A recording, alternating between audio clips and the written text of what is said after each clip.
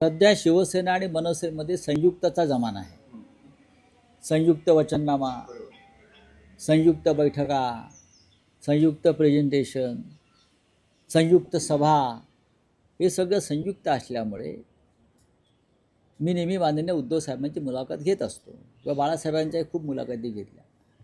या वेळेला अशी एक चांगली सूचना आली, मग संयुक्त मुलाखत का नको? आणि त्याला या संयुक्त मुलाखतीला माननीय उद्धव साहेब आणि माननीय राजसाहेब यांनी मान्यता दिली. मुलाखत घ्यायला आता जर दोन नेते मुलाखत संयुक्त देत आहेत तर मग मुलाखतकार पण संयुक्त पाहिजेत. त्याच्यामुळे मुलाखतीला या वेळेला माझ्याबरोबर महेश मांजरेकर आहेत. विधानसभा असेल, महानगरपालिका असेल, अशा वेळेला ही मॅरेथॉन मुलाखत घेतली जाते शेवटच्या 3 दिवसामध्ये. आणि आता ठाकरेची तोप धडधडणार, सगळे फुसकेबार असतात, तेच विषय असतात. मुंबई महाराष्ट्रापासून तोडणार, आम्ही ती तोडू देणार नाही, आम्ही कुणाच्या हे करू ते करू, काय काय लावतील त्याचे वाक्य. मराठी माणसावर अन्याय होऊ देणार नाही.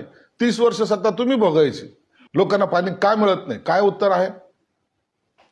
मुंबईचा माणूस मुंबईच्या बाहेर का गेला, याचं काय उत्तर आहे? काही उत्तर नाहीये. फक्त मुंबई महाराष्ट्रातून मुंबई तोडणार, महाराष्ट्रापासून तोडणार, हे एकच घोषवाक्य लावून यांनी या अक्षरशः लोकांना मूर्ख बनवलंय. ते काय फिक्सिंग राहतं, फिक्सिंग आहे. ते प्रश्न लिहून देतात, ते प्रश्न उत्तर वाचतात. असं आहे की ते मुलाखत कुणाची आहे, संजय राऊत जी मुलाखत घेतात तिकडे ते उत्तर देतात. ऑलरेडी पहिलेच ब्रीफिंग झालं असतं, नोट तयार असतं, त्यांची नोट तयार, यांची नोट तयार. फक्त मीडियासमोर येण्याकरता हा प्रपंच केला असतो. मला असं वाटतं की एवढे सारे मीडिया आहे महाराष्ट्रामध्ये, सर्व मीडियाच्या माध्यमातून झालं तर बरं होईल.